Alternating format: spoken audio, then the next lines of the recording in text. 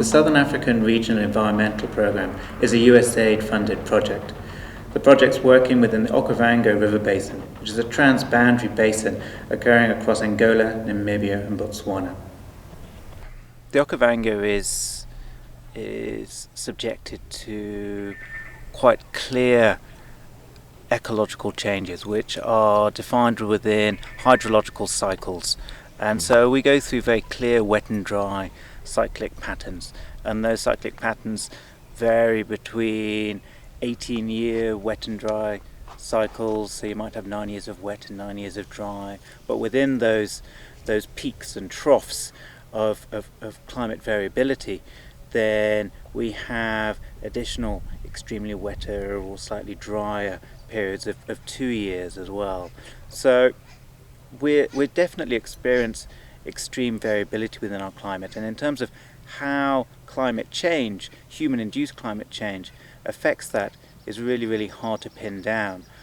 The 2010 to 2011 rainfall season brought about quite high amounts of water into the delta, and many parts of the delta that did not have water or were not flooded previously has had water. A lot of rivers that had not flown in many years, in the last 20 to 30 years, have flown.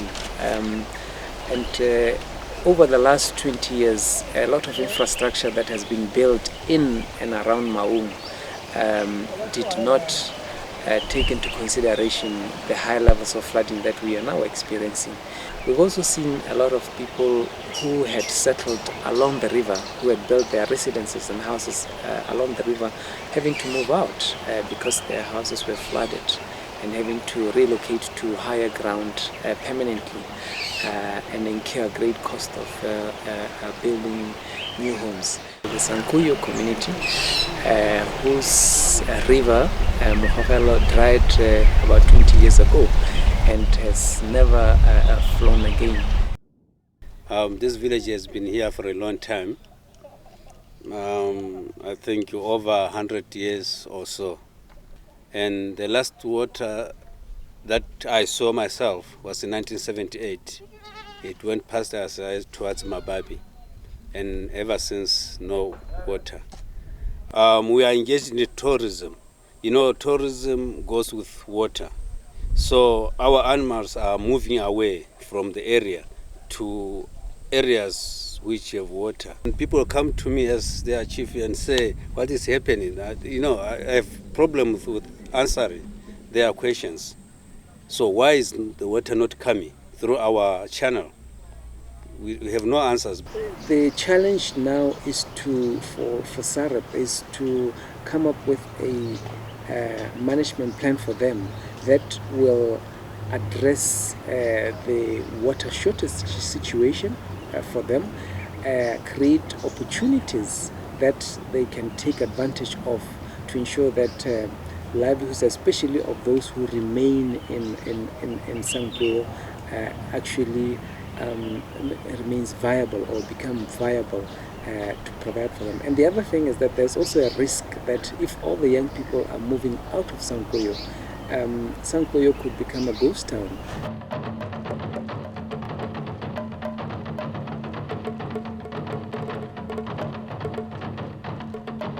We're trying to develop a series of early warning systems that can help land managers here deal with episodic events, try to give them an early forewarning of flood patterns within the system.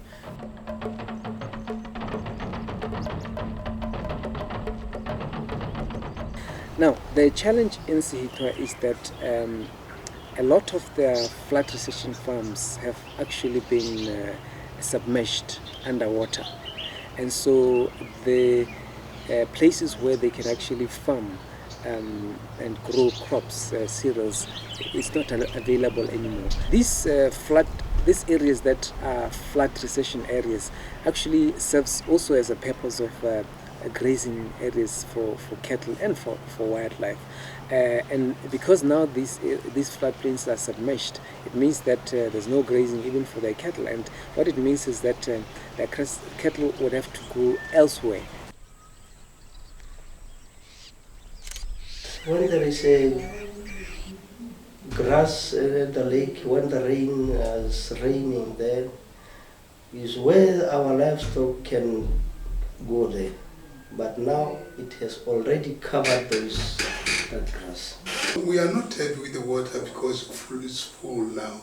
It covers the grass where we are just our cattle grazing. Cattle are grazing just in the grass which is covered by water. We are not happy of that condition.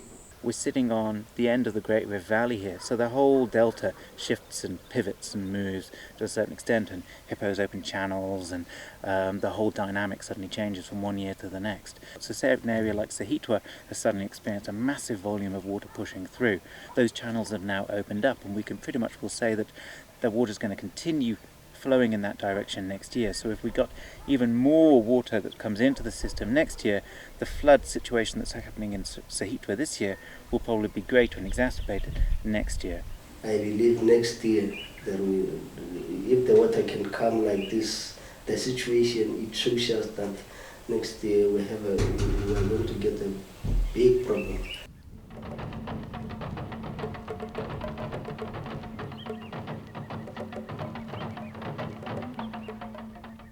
Shorobe is also facing the same situation as Sehithwa because their flood recession farms have also been submerged.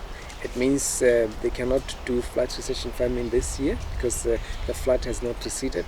But also even the grazing areas for their livestock is also under submerged.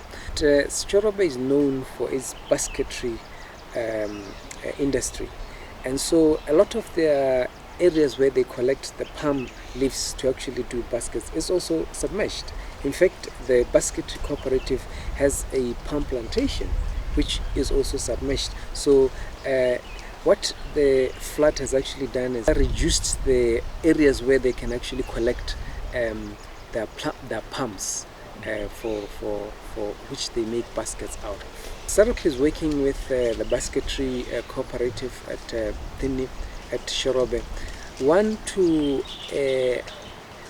increase the skill base of making baskets, because this skill for making baskets is handed in from mother to girl child.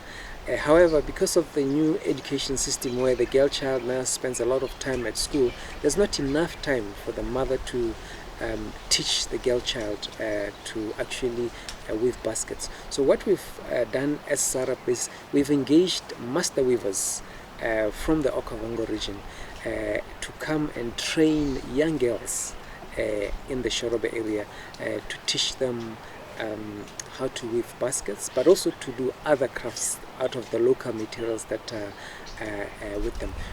SAREP is working really hard to try to look at livelihood diversification techniques and options. So every community is going to have a slightly different or better or optimal option than the other. So our role is to work closely with those communities and see, okay, how can we benefit more from the natural resources? Can we develop agroforestry techniques? Can we look at maybe having beehives that are collecting wild honey from that area, and those bees also act to scare away the elephants from your crops, and so act as a human-wildlife conflict mitigation act as well. By the work that SAREP does here, we try to work towards improving global climate change, but fundamentally is a means to provide an additional livelihood. So even though it has a benefit at a greater world scale, we really want to focus on the benefits that it has to the local communities.